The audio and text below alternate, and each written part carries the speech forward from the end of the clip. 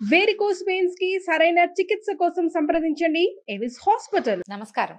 కార్తీక పురాణం దాదాపుగా పూర్తయిపోయిందండి. చివరి భాగమైన పోలి స్వర్గారోహణ కథే చెప్పుకుంటాము. అయితే మనకి ఇది మార్గశిర శుద్ధ పాడ్యమి ఘడియల్లో జరిగింది కాబట్టి ఈ పోలి స్వర్గారోహణ కథ మనం పాడ్యం నాడే చెప్పుకుంటాం. మా వాళ్ళు ఎలాగో ఒకరోజు ముందు రోజు రాత్రి తెల్లవారి వేసేస్తారు.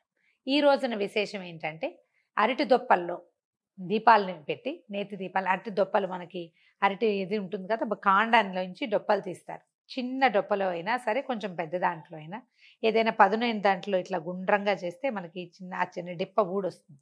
దాంట్లో ఆవు నేతితో తడిపినటువంటి గర్భవతి, కుంభవతి అంటాం కదా, పువ్వొత్తి అలాంటిది వేసి ఆ దీపాలను వెలిగించి నీటిలో వదిలిపెట్టడం, జ్వాలా తోరణాలని నీళ్ళల్లో వదిలిపెట్టడం ఈ రోజు యొక్క విశేషం. తెల్లవారుజామున చేస్తే చాలా మంచిదండి.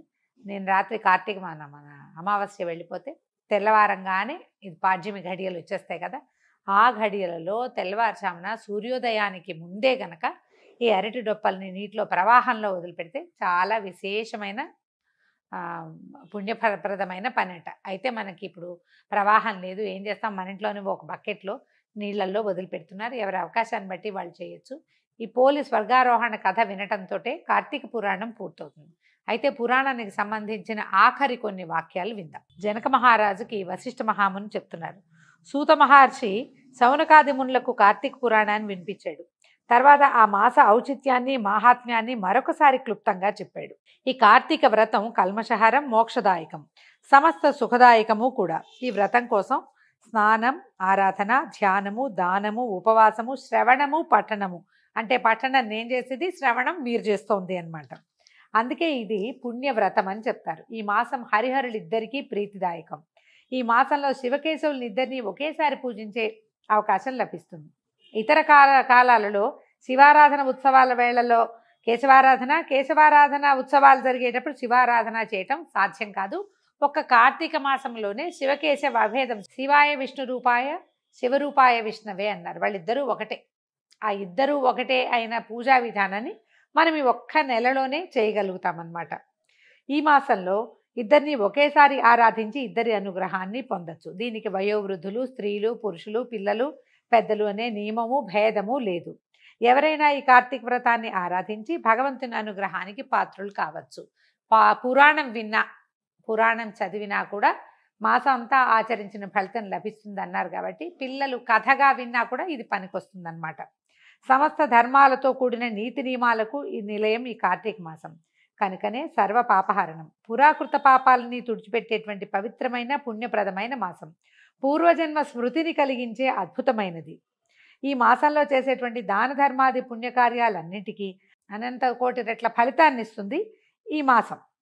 కార్తీక పురాణాన్ని చదవటం వల్ల కార్తీక మహాత్మ్యం తెలుస్తుంది. సంసారులు తరించటానికి అవసరమైన పూజా పునస్కారాలు, వ్రతాలు, క్రతువులు, దానాలతో శుభప్రదమై అలడాడుతుంది. సంసారులకి అంటే మీ ఇళ్లల్లో ఉండేటప్పుడు మనం చాలా క్రియలు చేస్తామండి. దంచటము, తుడవటము, కడగడము, వీటితో ఎన్నో సూక్ష్మజీవులకి మనం ఎంతో హానిని కలిగిస్తాం. కూరలు తరిగేటప్పుడు రకరకాల క్రిములు, రకరకాల పురుగులు లాంటివి కూడా, వాటన్నిటిని తవ్వేస్తాము, తుడిచేస్తాము, ఎన్నో పనులు చేస్తాం కదా. దానివల్ల మనకి చాలా పాపాలు చుట్టుకుంటాయట.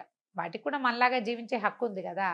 మనం చేసే ఈ పనుల వల్ల మనకు వచ్చే పాపాన్ని పోగొట్టుకోవాలంటే ఇలాంటి అనంత పుణ్య ఫలప్రదమైన కార్తీక మాసం లాంటి వ్రతాన్ని ఆచరించడమే మంచిది అని చెప్తున్నారు. అధిక వ్యయ ప్రయాసలకు లోను కాకుండా సూక్ష్మాతి సూక్ష్మమైన రీతులతో మోక్ష సాధనాల్ని బోధించి సత్ఫలితాల్ని అమోఘంగా కూర్చగలిగేదే ఈ కార్తీక మాసం. తెలిసి కానీ తెలియక కానీ ఈ మాసంలో పుణ్యవ్రత క్రతువులను ఆచరించిన వారికి అనుకోకుండా అడగకుండానే ముక్తి లభిస్తుంది. అల్పబుద్ధితో, ఈర్ష్యాద్వేషాలతో, నిర్లక్ష్యంతో వ్రతాల్ని ఆచరించే వాళ్లను ద్వేషించేవాళ్ళు, కార్తీక వ్రత దీక్షలను చులకనగా చూసేవాళ్ళు, చేసేవాళ్ళు పడరాని కష్టాల పాలై ఇహపరాలు రెండింటికి చెడిపోయి నరకయాతల్ని అనుభవిస్తారనేది ముమ్మాటికి సత్యం. ఈ మాసం మొదలైన కార్తీక శుక్ల పాడ్యం నుంచి చన్నీటితో తలస్నానం నదిలో కానీ చెరువుల్లో కానీ చేయాలి. అలా చేయకుండా ఆహారం తీసుకోకూడదు. కనీసం ఇంట్లో స్నానం చేసేకైనా ఆహారం తీసుకోవటం మంచిది. ఆలయాల్లో స్వామి సన్నిధిలో దీపారాధనని కానీ దీపదానాన్ని కానీ చేయాలి.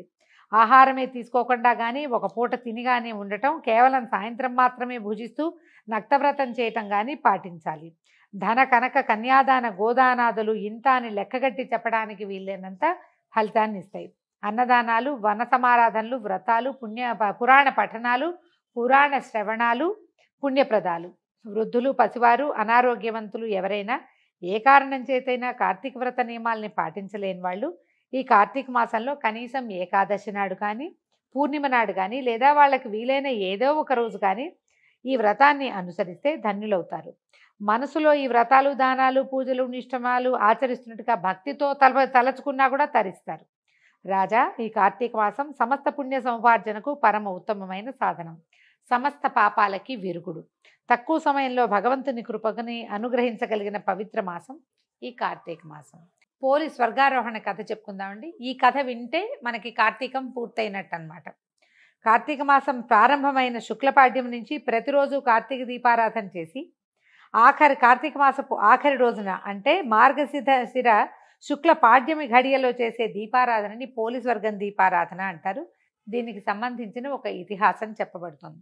పూర్వం వారణాసి ప్రాంతంలోని విశాల నగరంలో రజకమ్మ అనబడే ఒక రజక స్త్రీ ఉండేది. ఈమెకి 7 కుమారులట. ఈ 7 కుమారులందరికీ వివాహాలైనాయి. ఆఖరి కోడలు దైవభక్తి కలిగి పెద్దల పట్ల చాలా గౌరవంగా ఉండేది. ఇంట్లోని వాళ్ళంతా పూజలు చేసేవారు కానీ ఏకాగ్రత భక్తి ఉండేవి కాదు. ఆఖరి కోడలైన పోలమ్మ ఎప్పుడూ తనకు అప్పచెప్పిన పనిని వదిలిపెట్టేది కాదు. ఏకాగ్రతగా చేసేది, శ్రద్ధగా ఆసక్తిగా పనిచేసేది, భక్తి తత్పరతతో ఉండేది. భగవన్నామాన్ని సంకీర్తన చేసుకుంటూ పని చేసుకునేదట. అయితే కార్తీక మాసం వచ్చిన దగ్గర నుంచి అత్త కోడళ్ళందరూ, పెద్ద కోడళ్ళు అత్తగారు కలిసి ప్రతిరోజు ఉదయమే నదీ స్నానానికి వెళ్ళిపోయేవారు. ఇంటికి కాపలా కోసము వంతులు వేసుకుంటే సరిపోయేది. ఓ రోజు నువ్వు, ఓ రోజు నేను అంటే సరిపోయేది. అలా చేయకుండా ఆఖరి కోడలు చెప్పిన పని చెప్పినట్టుగా తూచా తప్పకుండా చేసే అమ్మాయిని, అంతే కదా, మెత్తటి వాడిని చూస్తే మొత్త బుద్ధి అవుతుంది. అందుకని ఈ ఆఖరి కోడల్ని మాత్రం ఇంట్లో వదిలిపెట్టి మిగిలిన పెద్ద కోడళ్ళు అత్తగారు మాత్రం తెల్లవారుజామునే వెళ్ళిపోయి అక్కడ నదీ స్నానం చేసి అక్కడ సమీపంలో దీపారాధన చేసేసుకుని, దేవాలయం ఏదో ఉండేది అక్కడ దీపారాధన చేసేసుకుని కార్తీక స్నానం ముగించుకుని వచ్చేవాళ్ళు. ఈ అమ్మాయికి ఆ అవకాశం లేక ఇంట్లోనే చల్లటి నీళ్ళతోటి పొద్దున్నే స్నానం చేసేసి అవకాశం ఉన్నట్టుగా దీపారాధన చేసుకునేది. ఎట్లా చేసేది? వెన్న చిలికిది. ఆ పనులన్నీ అప్పచెప్పేవాళ్ళు. మజ్జిగ చిలికి వెన్న ముద్ద తీస్తే అత్తగారు ఒప్పుకోదు కాబట్టి వెన్నని ఒక గిన్నెలో వేసి కవ్వానికి అంటుకుని ఉన్న వెన్నని కొద్దిగా తీసి, నలకంత వెన్న వస్తే ఒక పవిడి పత్తిని, దొడ్లో ఒక పత్తి చెట్టు ఉండేదట, అందులోంచి కొద్దిగా పత్తిని తీసి కాయ ఒలిస్తే అత్తగారికి తెలిసిపోతుంది. ఎండిపోయి పగిలిపోయి ఉంటే ఒక చిన్నగా కొంత దారాలు, ఏకులు లాంటివి బయటికి తీసి దీపం పెట్టుకునేది. దీపం పెట్టుకుని ప్రతిరోజు అది వాళ్ళకి కనపడకుండా చాకిబాన అడ్డం వేసుకుని కనపడకుండా ఉంచుకునేది. ఆవిడ ప్రతిరోజు ఈ అమ్మాయి దీపారాధన చేసుకునేది సింపుల్గా. ఇంకా పెద్ద పూజ లేదు, తలస్నానం లేదు, అంటే నదీ స్నానం లేదు, ఇంట్లోనే హరగంగే చెప్పుకునేది, ఇంకా వేరే దారి లేక. అయితే ఇలాగ నెల రోజుల పాటు అత్తగారు తోడుకోడళ్ళు కార్తీకానికి వెళ్ళారు. పైగా నదీ స్నానాలకు వెళ్ళేటప్పుడు ఇంతమంది కలిసి వెళ్తుంటే కబుర్లు వచ్చేస్తాయి, మాటలు వస్తాయి, రకరకాలు చాడీలు, పోట్లాటలు, నువ్వంటే నువ్వు, నేను ముందు వెళ్ళానంటే నువ్వు ముందు వచ్చావని, ఇలా రకరకాల గొడవల్లో ఉండేవాళ్ళు. కానీ విధానం మాత్రం పాటించేవాళ్ళు. విధి విధానాల్లో విధానం ఉండేది. ఇందులో విధి ఏమిటి? భక్తి మాత్రం పెద్దగా లేదు. పోటీగా అందరితో పాటు వెళ్ళడం చేయటం మాత్రమే ఉండేది. అయితే వీళ్ళు నెల రోజులు ఇలా చేశారట.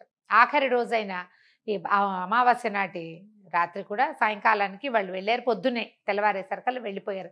పాడ్యం వచ్చేస్తుంది ఇంకా కాసేపట్లో.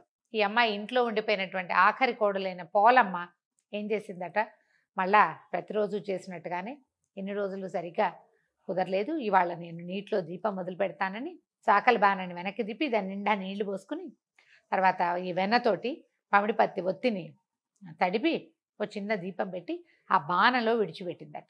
ఆ బాణ కాస్త గాలి వచ్చేసరికల్లా బాణలో ఉన్న దీపం అటు ఇటు కదులుతుందట.